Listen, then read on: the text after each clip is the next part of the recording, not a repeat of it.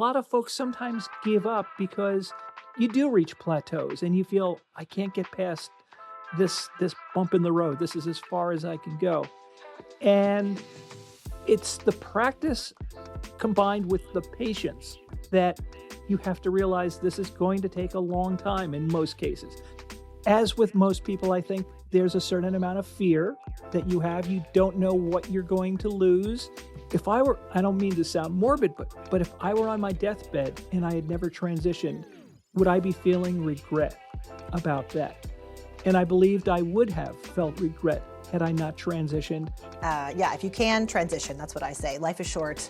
Take some hormones. Trans people are part of everyday life. That's one of the things that I try to emphasize. And those subway announcements are the manifestation of being part of everyday life. If you're a New Yorker who takes the subway to and from work or school, chances are you hear me at least 2 times a day.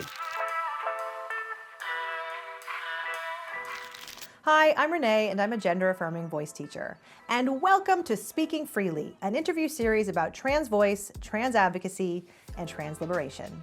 Today, I am so honored to introduce you to Bernie Wagenblast, a voice actor, journalist, podcaster, and trans woman based in Cranford, New Jersey.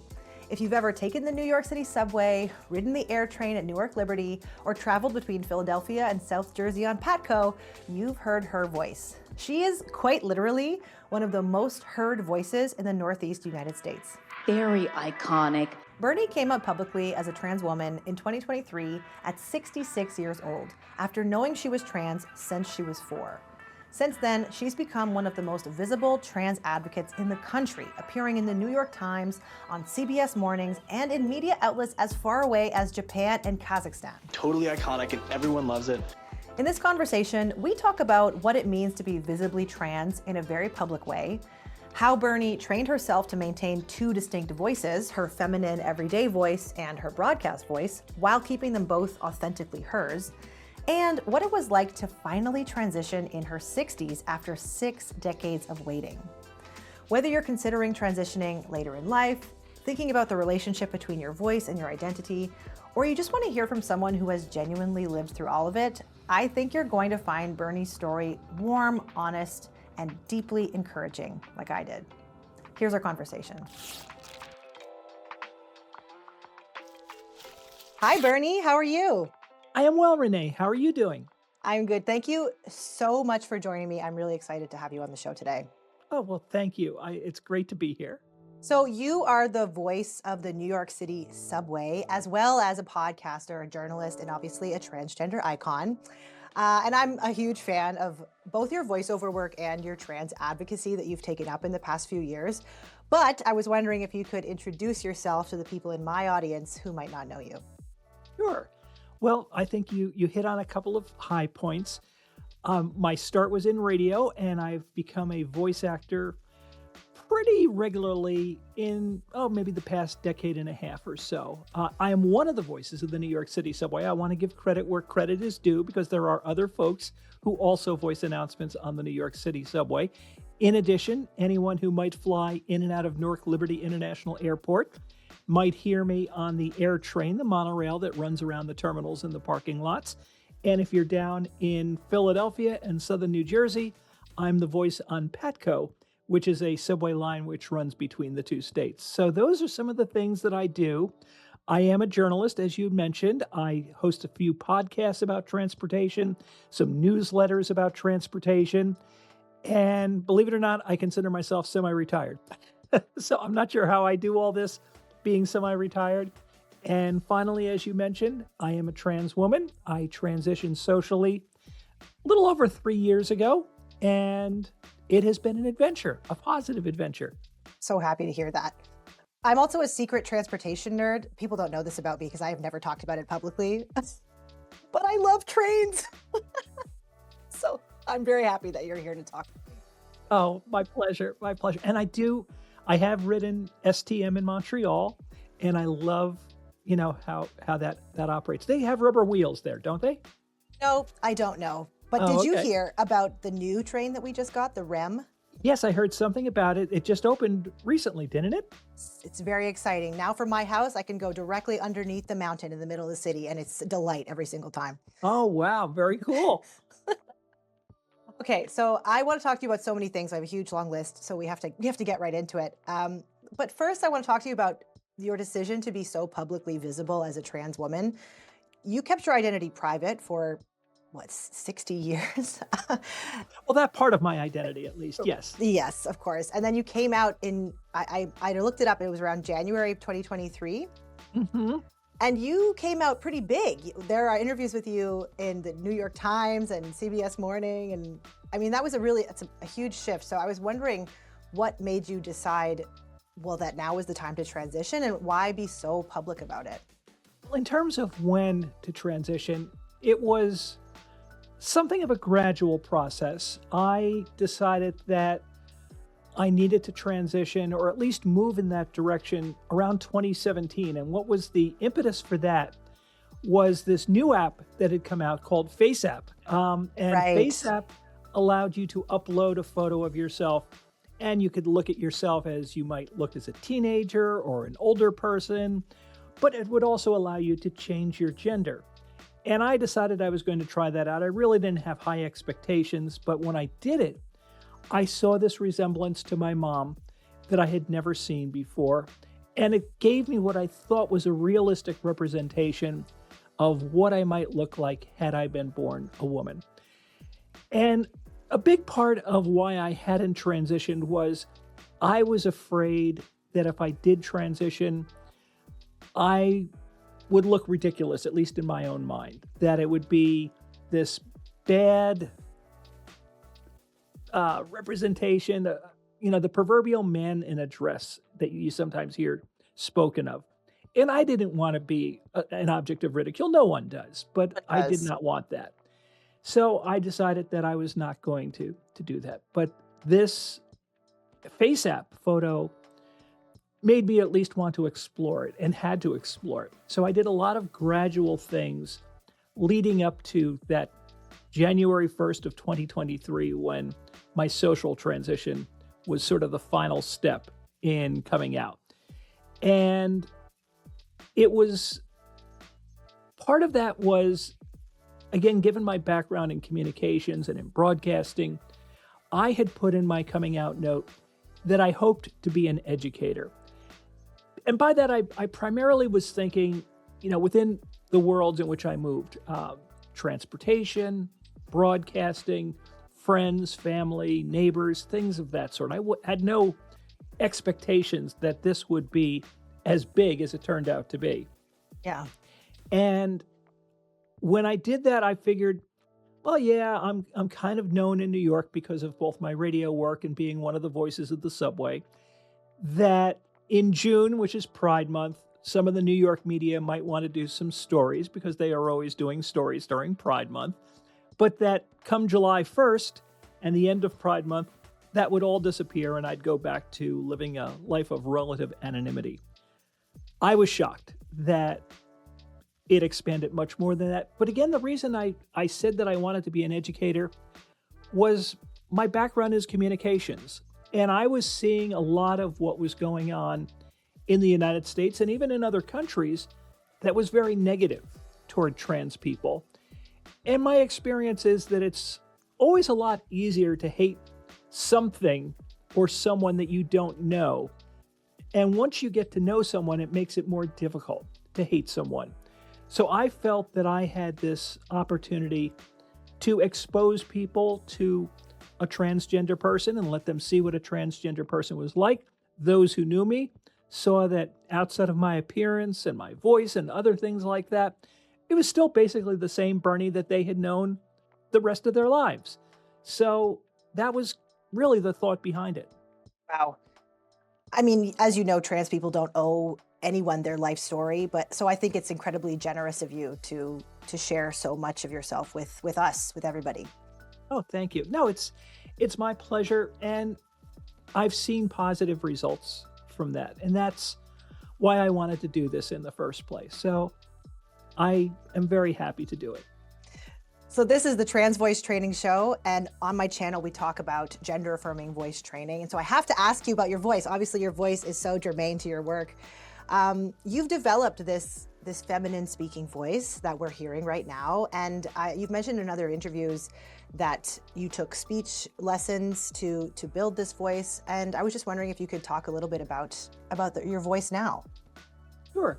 Well, again, since voice played such a big role in my life, for me, and this is not true for all trans women, but for me, I felt it was important to develop a more feminine sounding voice. And so I worked quite a bit on that. It was even before I knew I was going to socially transition. I thought, well, maybe I can create a voice that I could do voiceover as a female and offer that to clients. And I thought, well, I have this background and I'm very familiar with using my voice. This might not be so difficult. Turns out it was a lot more difficult than I thought. And what I wanted to do was to get that voice, but at the same time, and this is, I think, pretty unusual, still maintain what I call the subway voice for professional purposes, because I did all these recordings on the subway and at Newark Airport. And if they need new recordings, they want it to be in the same voice that the previous recordings were done in. So it was important for me to maintain that same voice. So surgery was definitely out of the question, not something I would even consider for a moment. See. And I started working on it. As you mentioned, I did see some voice therapists. I felt in both cases, they brought me to a plateau that I was sort of stuck at, and I wasn't sure how to get to the next level. And a lot of it was working on my own, playing around with my voice. I didn't do a whole lot of character voices as a voice actor. I'd done a little bit, but I knew how to manipulate my voice, but usually it was male sounding characters, not female sounding characters. And I would take time while I was driving, and I would narrate my trips as I was going someplace and just say, oh, I'm driving down the street now. We're going to be passing the school on the left and coming up to the traffic light at Lincoln Avenue. And it was these short spurts where my voice wouldn't get tired. I didn't have to be self-conscious that anyone was listening to me, and I could just give it a shot and play games with it. See, well, if I try to do this, how is it going to sound? If I do that, how is it going to sound? And even though what you're hearing now, for the most part, usually when people hear it, they feel it's a woman's voice. To me, it's always going to be a work in progress. It's something that I continue to work on. That makes total sense. And I'm happy you talked about like switching between like your everyday voice and your broadcast voice, because I think there's like a misconception that once you do voice training, you're like stuck in that voice. And actually, we change voices depending on the context all the time. And you've just done it in like a very intentional way, right? Oh, definitely. I will usually be speaking in this voice, but I've found that turning on the subway voice is a great way to win over audiences. So I might go to a public speaking appearance or even something just small and just say, well, you probably don't recognize this voice, but if you ride the New York City subway, you may recognize this voice. And then I'll switch to, the next downtown 2 train is approaching the station. Please stand away from the platform edge. And I go back to this voice. And it's, if nothing else, it's a cool party trick. I love that party trick. So impressive. It really shows like how much work you've put into it. I guess re-recording all the subway announcements was not an option for you? Did not want to ask them to do that. And to be quite honest with you, I still feel that my male sounding voice sounds better as an announcer than this voice does. So I'm still biased toward that voice. That one I worked on for 65 years. So it's something that has had a lot more practice than this voice, which I've worked on for maybe 5 years. I also feel that like if you're a woman, then you have a woman's voice. And whether you're using your subway voice or the voice you're using today on this interview, it's your voice, your woman's voice. I don't know how to explain that, but I think you get what I'm saying. Yeah, no, I definitely get it. And again, I would certainly say having a more feminine sounding voice is not necessary for being trans or for being a woman or for being a trans woman, however you want to classify it. But for me, it was something that was very important simply because voice has played this huge role in my life. It was something that I really wanted to work on and work on hard. And as I mentioned, it was not as easy as I thought it was. And I think that a lot of folks sometimes give up because you do reach plateaus and you feel, I can't get past this bump in the road. This is as far as I can go. And it's the practice combined with the patience that you have to realize this is going to take a long time in most cases. There might be some people out there that can do it like that, but they're few and far between, I think. That's right. There's a car passing. I know my editor will be mad at me if I speak over that. And also, the time is going to pass anyway, right? Like, you might as well work on your voice. That's what I say. Yeah. And again, I still work on it. It is never going to be finished, but it's making progress. I think for a lot of trans women, the test comes when you're on the phone with someone who doesn't know what you look like, doesn't know your name, knows really nothing about you, and do they say, yes, ma'am? And if they say that, it's like, oh, okay, yes, today's a good day. Yeah, I don't know. I always classify it. There are like two ways to check on your progress. Like, this is the external validation way. And then also there is how I feel about my voice on a daily basis. And I think they're equally important to work towards both measures of progress. Oh, yeah. And, again, from being a voice professional, I know that most people, when they hear their recorded voice, whether they are trans or not, will say, oh, I can't believe I sound like that. I hate how I sound. And it's normal. And I know the physiological reasons for that in terms of the voice going through the skull bone and you're hearing it externally when you're hearing a recording. But it's something that a lot of people are never comfortable hearing their recorded voice because they don't hear it that much. But I've been listening to it for, like I say, decades. So I'm used to the recorded voice as well as the live version that I'm hearing right now. I'm so glad you said that, because people don't believe me when I tell them that you actually can get used to hearing your voice on recording. I'm also used to hearing it now. I've heard it so many times. It doesn't give me that ick feeling that it used to. Keep recording, people. That's what I say. Yes, exactly. Okay, I'd like to talk a little bit. This is so gauche to talk about age with a woman, but sorry, we're going to talk about Not a problem. But you transitioned later in life in your 60s, and you've said in interviews that you've known that you were trans since you were 4 years old. Mm-hmm. And I just want to know what it was like to finally make that decision at that age, because I have so many students who are in their 60s and they always think, oh, I'm probably the oldest student you have. And I'm like, girl, no, you're not. There's lots of people transitioning in their 60s. So I just was wondering if you could speak on transitioning at that age and what it was finally like to make that decision. Sure. Well, for me, I think one of the things that convinced me to do this was I realize I am entering the so-called autumn years, and that if I was going to do this, now was the time for me to do this. I transitioned. I was 66 years old when I socially transitioned. And as with most people, I think there's a certain amount of fear that you have. You don't know what you're going to lose. You don't know what people's reactions are going to be. You don't know if you're still working, what your organization that you work for is going to be willing to support and things of that sort. And so I certainly had a lot of those fears. I should also say I was fortunate in that being 66 years old, I was already semi-retired. So I wasn't going into an office any longer. I didn't have a boss that I had to run this through, or HR, and worry about that and how do we change the email signatures and all the things that sometimes you have to worry about when you're working for a living, 9 to 5, so to speak. And I had asked myself, if I were, I don't mean to sound morbid, but if I were on my deathbed and I had never transitioned, would I be feeling regret about that?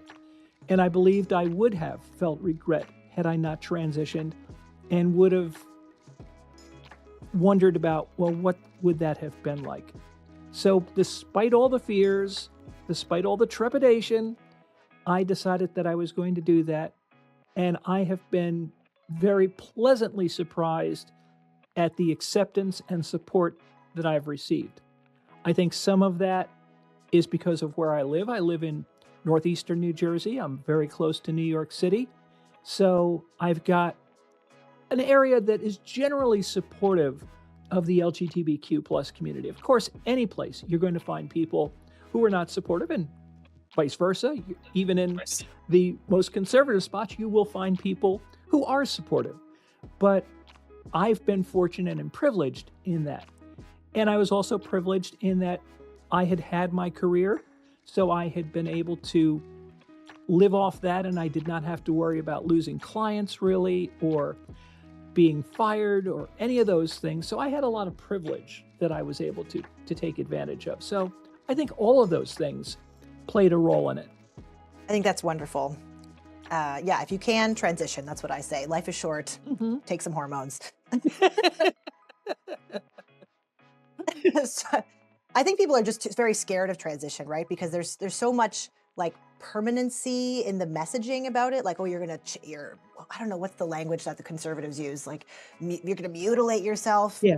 And it's like, I could break my leg tomorrow too.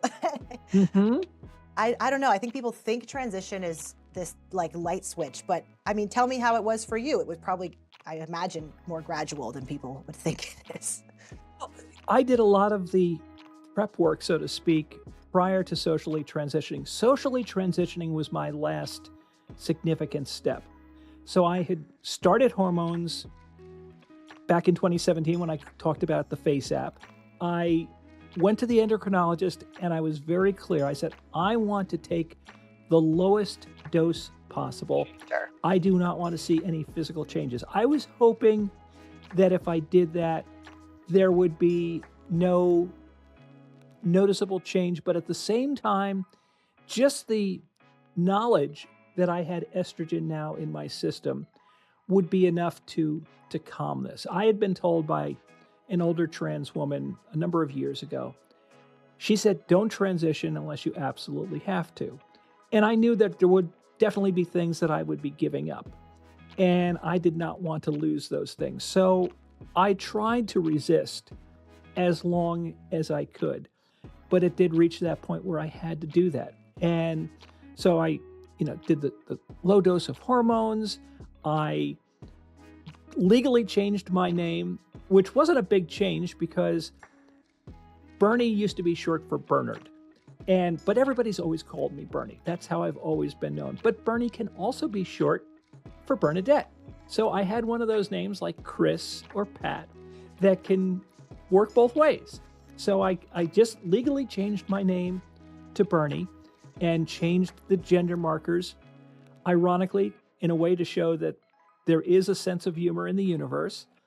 I had discovered back in the early 1990s that my birth certificate, I went to get a copy of my birth certificate from the city where I was born. And when I went into City Hall, I gave them the $5 or whatever it was for the birth certificate, came back outside and noticed that in the box marked sex, they had typed the word female.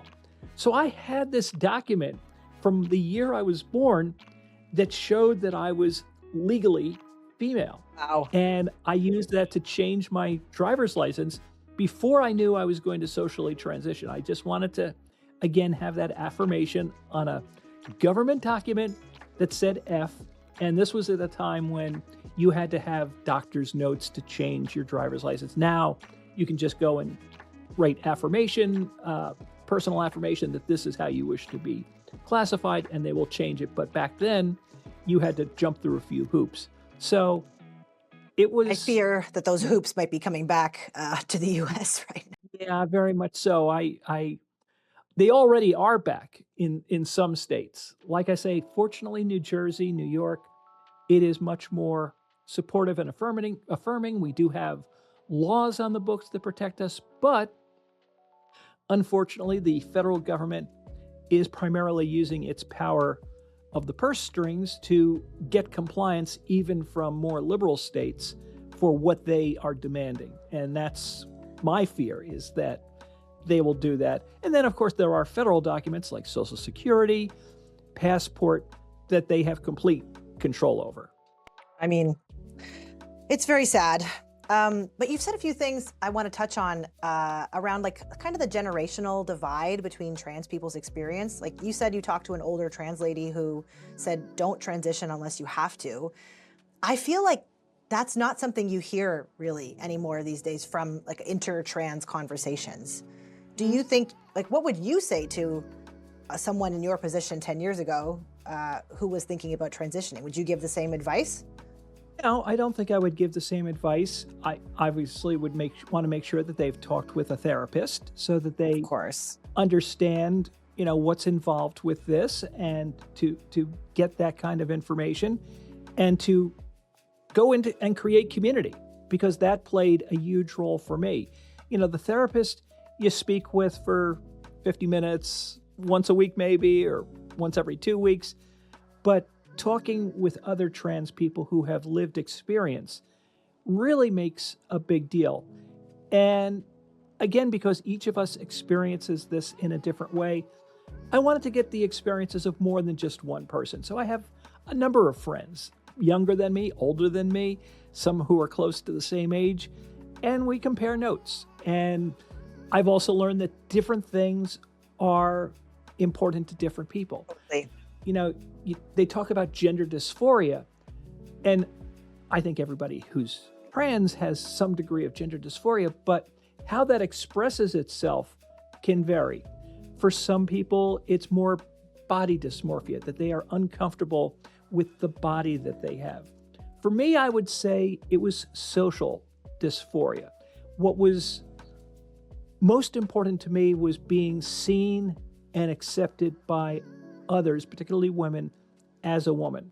So that was the most important thing for me.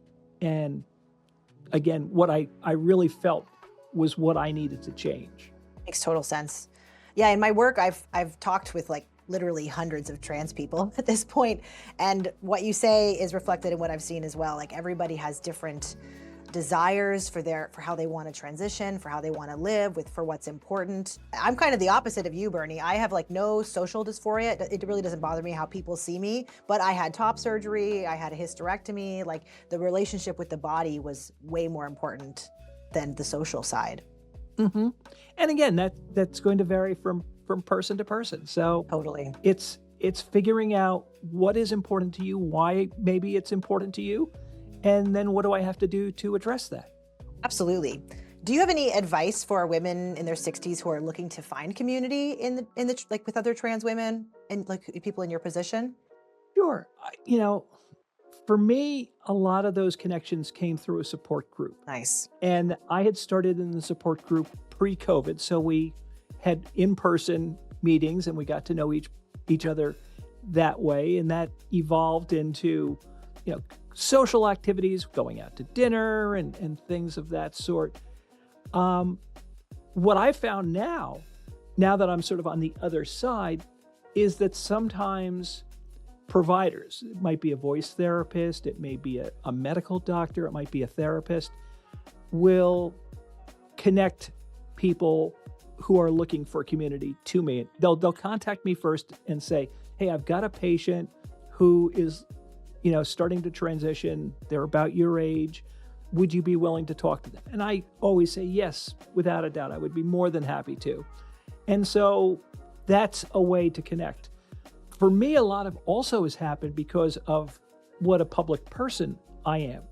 So in one case, shortly after the story had appeared in the New York Times about me, somebody in my town, which has about 23,000 people in it, reached out to me and said, I read the story in the New York Times.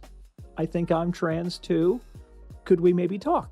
And so I just invited them over to my house and we chatted and we got to know each other. And she is now one of my closest friends. Oh my God. I love that story. It's so sweet. Thank you. Oh, you're welcome. I needed to hear that today, obviously. So, Bernie, this show is called Speaking Freely, and I always like to end by giving my guests space to speak freely about something that's on their mind. So maybe it's something we touched on that you want to go deeper on, or something we didn't get to talk about. What do you want to leave people with today? One of the things that I've said, and I think because of my work as one of the voices of the subway, where millions of people hear that voice, is to realize that trans people are part of everyday life. That's one of the things that I try to emphasize. And those subway announcements are the manifestation of being part of everyday life. If you're a New Yorker who takes the subway to and from work or school, chances are you hear me at least 2 times a day when you're going to and from school and work.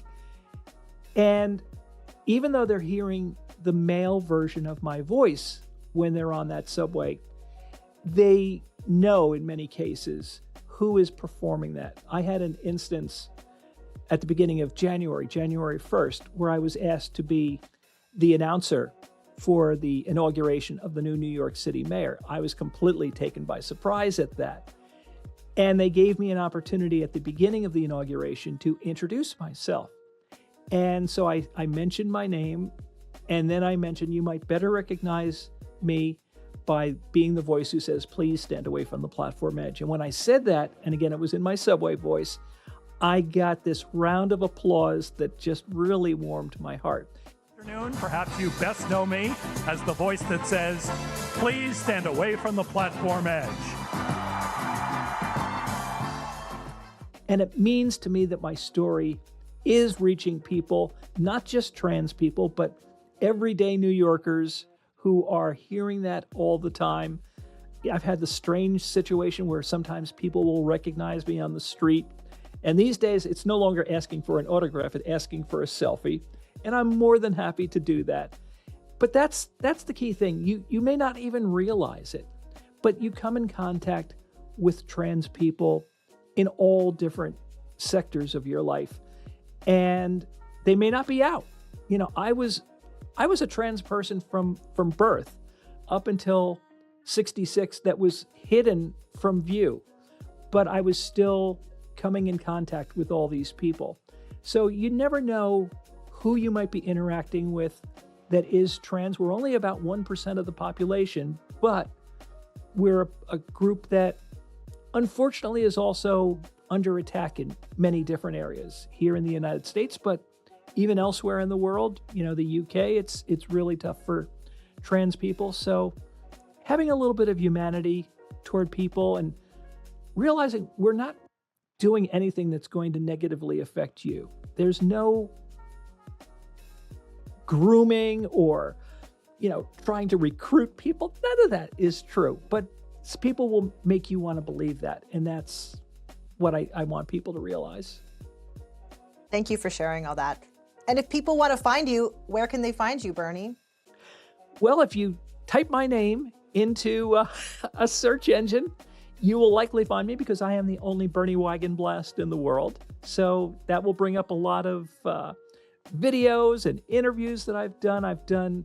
I was on CBC radio a couple of years ago. I did an interview. I've been all over the world with interviews. So if somebody wants to track me down, I'm pretty easy to track down just by typing my name into a search engine. Amazing. And I'll link some of those interviews that you mentioned below so people can check those out. Thank you so much for taking the time to chat with me today, Bernie. It was just an absolute pleasure to get to know you. Oh, Renee, thank you so much. I really enjoyed it. Thanks. Bye. Thank you so much to Bernie for sharing her story and her voice with us.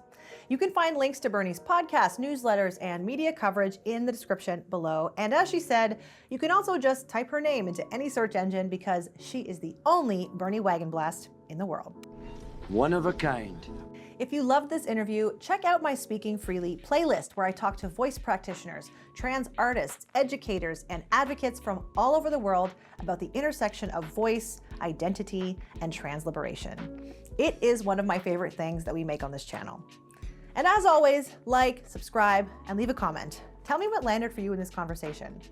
Bernie said something that I haven't been able to stop thinking about, that you may not even realize it, but you encounter trans people in every sector of your life, every day, on the subway, at the airport, on the radio.